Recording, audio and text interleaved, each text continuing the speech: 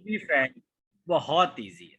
आप समझो कि बस इसमें कोई लंबी चौड़ी बात है ही नहीं। वर्किंग कैपिटल क्या होता है?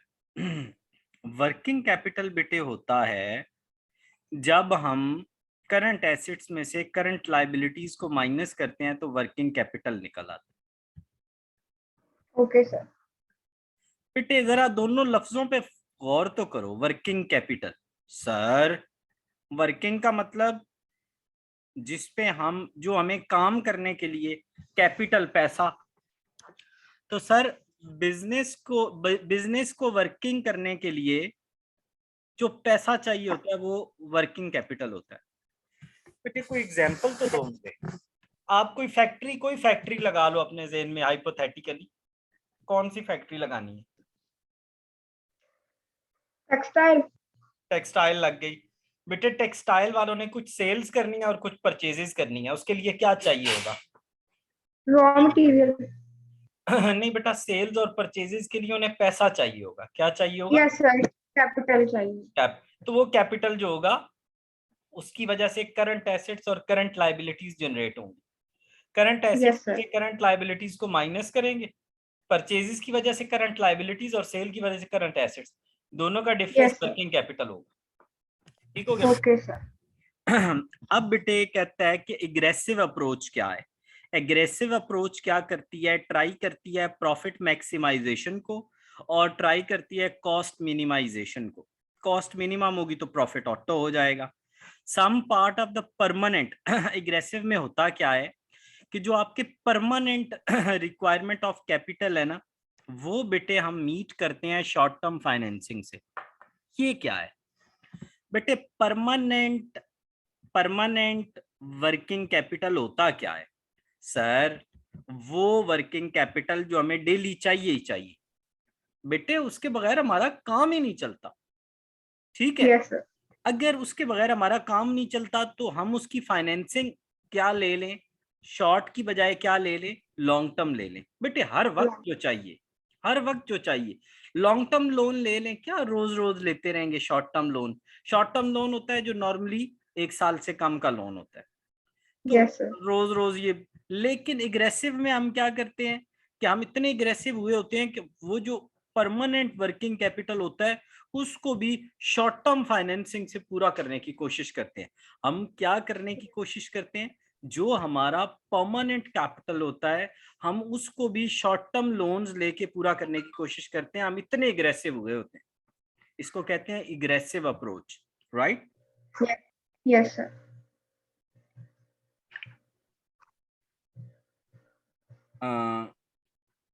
एक मिनट बेटा।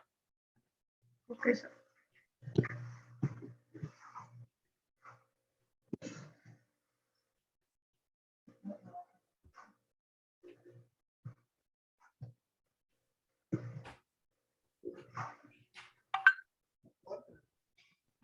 अच्छा, उसके बाद हमें वो बेटा कह रहा है कि इन एग्रेसिव अप्रोच क्या होता है बेटा? इन एग्रेसिव अप्रोच प्रॉफिट मैंने आपको ऑलरेडी बता दिया। For the better and yes sir. Clear understanding the following diagram is utilise. बेटे ये अब एक हमने बनाई है। The dotted lines horizontal indicate the point till which long term funds will be utilized। बेटे ये जो डॉटेड लाइंस हैं, ये डॉटेड लाइंस, ये हमें यस क्या सर। बता रही हैं? डॉटेड लाइंस मींस ये yes sir. Dotted horizontal lines, ये हॉरिजॉन्टल है बेटा, ये वर्टिकली ये है। ठीक है? Indicate the point till which long term funds will be utilise. यानी बेटा ये वाला पॉइंट, ये वाला पॉइंट, ये वाला पॉइंट, यहां तक वो क्या बता रहे हैं? लॉन्ग टर्म फंड्स यूज होते हैं। ठीक है बेटे? ये हमारे, यस सर। ये देखो ना, ये हमारे फिक्स एसेट्स है ना। फिक्स एसेट्स के लिए यहां तक क्या यूज होते हैं? Long term fund. इससे ऊपर ऊपर क्या यूज होते हैं बेटा? Short term funds. इससे ऊपर ऊपर क्या यूज होते हैं? Short term fund. Autumn. The dotted vertical line indicate the source of finance. बेटा ये वर्टिकल लाइंस क्या बताती हैं? Source of financing. ठीक हो गया? तो they yes sir. Are tags as long term financing and short term financing. तो बेटे अगर हम यहाँ पे देखें तो ये देखें, ये हमारी क्या है? लॉन्ग टर्म फाइनेंसिंग से हमने ये वाले जो है ना, ये डॉट तक, ये जो डॉट यहाँ यस सर। यहाँ इसको हमने किससे फाइनेंस किया हुआ है? लॉन्ग टर्म से। और ये बेटा ये देखो ये जो ऊपर वाले हैं इसको हमने कहाँ से किया हुआ है? ये देखो ये लिखा हुआ है Short. शॉर्ट टर्म से। Yes, sir. तो ये बेटे आपने इसको देख लेना है, इसको पढ़ लेना है। आई होप सो इसमें कोई प्रॉब्लम नहीं होगी। अब हम बात करेंगे क्रेडिट पॉलिसी की। तो बेटा जो हमारी क्रेडिट पॉलिसी है, credit policy the term credit refer the selling the product without receiving cash. बेटे उधार पे चीजें लेना और उधार पे देने को हम क्रेडिट पॉलिसी कहते हैं। our Yes, clients sir. there is a certain policy that we follow, meaning that a corporation or the company or the business we have to a certain policy regarding। बेटे वो कह रहा है कि उधार देने की हर कंपनी की एक पॉलिसी होती है। जब भी हम किसी को उधार देते हैं तो हमने ये तय किया होता है कि हमने 15 डेज का लोन देना है, हमने 30 डेज, इसको हम कहते हैं क्रेडिट पॉलिसी। इसको बेटा हम क्या कहते हैं? क्रेडिट। और ये हर बिजनेस की अपनी होती है, डिपेंड करता है मार्केट पे, कस्टमर पे, बिजनेस पे, और डिपेंड करता है ऑनर पे। बहुत सारी चीजों पे डिपेंड करता है, एक चीज पे डिपेंड नहीं करता। Credit period and collection period. Now let's see there are the component more of the essential without collecting cash from the update, and that is the time we give the certain period। बेटे वो कहता है कि हम लोगों को उधार allow करते हैं और नॉर्मली 30 डेज, 40 डेज और 60 डेज का अलाउ करते हैं। आफ्टर विच उसके बाद कस्टमर ने पेमेंट करनी होती है और हमने कलेक्शन करनी होती है। कस्टमर ने पेमेंट करनी होती है। क्रेडिट पीरियड क्या होता है सर? वो टाइम जितने टाइम के लिए हम किसी को पैसा देते हैं, उधार देते हैं, उसको हम कहते हैं क्रेडिट पीरियड। और जितने टाइम के अंदर अंदर हमने वो लेना होता है उसको क्या कहते हैं बेटा? Collection period. The time period after which customer has to make the payment to the company is called credit period. यानी वो टाइम 40 डेज, 30 डेज, जितने दिनों के बाद आपने पैसे देने हैं, वो जो 30 डेज हैं वो आपका क्रेडिट पीरियड है। Collection period is the accounting metric used to represent the average. बेटा कलेक्शन पीरियड क्या होता है? आप देख रहे होते हैं कि जो है कि इतने एवरेज इतने डेज में मैं पैसे ले लेता हूँ। सर इसका कोई फार्मूला है? बिल्कुल है, इसका फार्मूला मैं आपको बताता हूँ। आपने क्रेडिट सेल्स को डिवाइड करना है एवरेज अकाउंट रिसीवेबल्स पे। किस पे डिवाइड करना है? एवरेज अकाउंट रिसीवेबल्स पे। इससे आपका निकल आएगा डेटर्स टर्नओवर। क्या निकल आएगा? Debtors turn. अब आपने 365 को डेटर्स टर्नओवर पे डिवाइड करना है तो आपका कलेक्शन पीरियड निकल आएगा। आपका क्या निकल आएगा? Collection period. अब बेटे क्रेडिट टर्म्स जो ज्यादातर यूज होती है ना, वो ये N30 to 10 यूज होती है। इसका क्या मतलब है sir? N for no, 30 for 30 days. अगर कोई बंदा 30 दिनों में पेमेंट करेगा कोई डिस्काउंट नहीं देना। अगर बंदा 10 दिनों में पेमेंट करेगा तो 2% डिस्काउंट देंगे। अगर बंदा 10 दिनों में पेमेंट करेगा तो 2% डिस्काउंट। बेटे अब हम ये मैंने आपको बता दिया, वो यहाँ लिखा हुआ है। कैश डिस्काउंट क्या होता है बेटे? एक होता है ट्रेड डिस्काउंट, एक होता है कैश डिस्काउंट। दोनों में क्या फर्क है?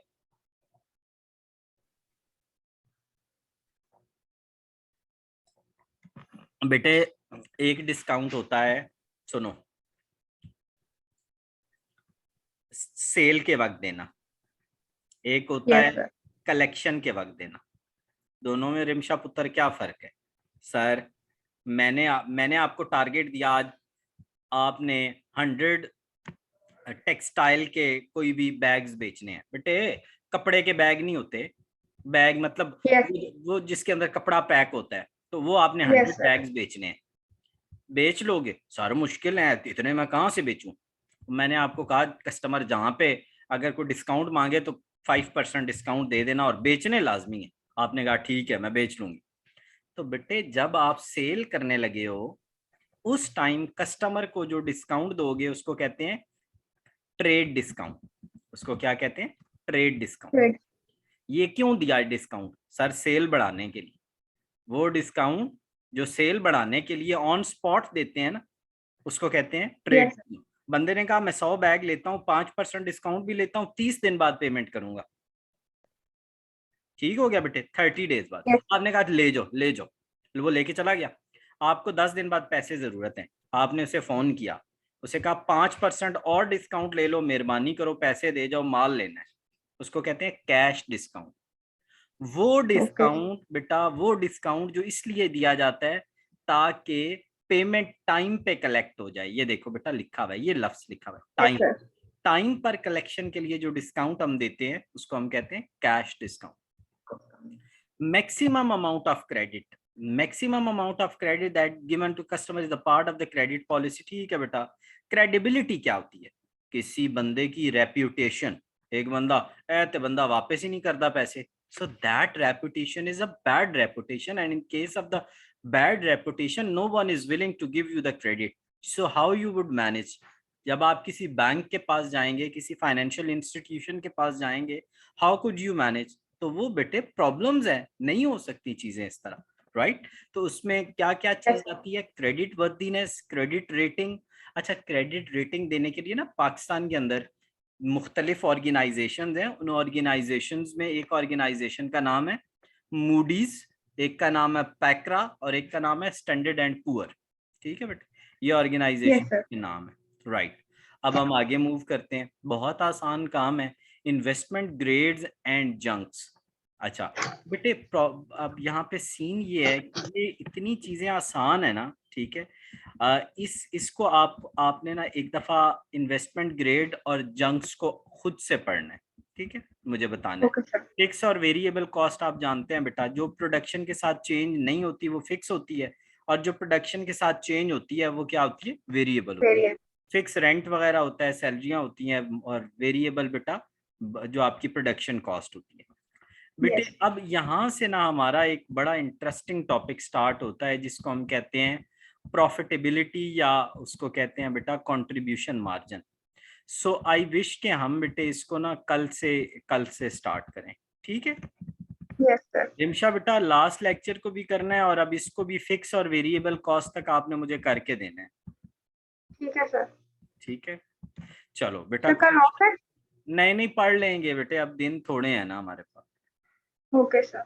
सलामत रहो, सलामत रहो।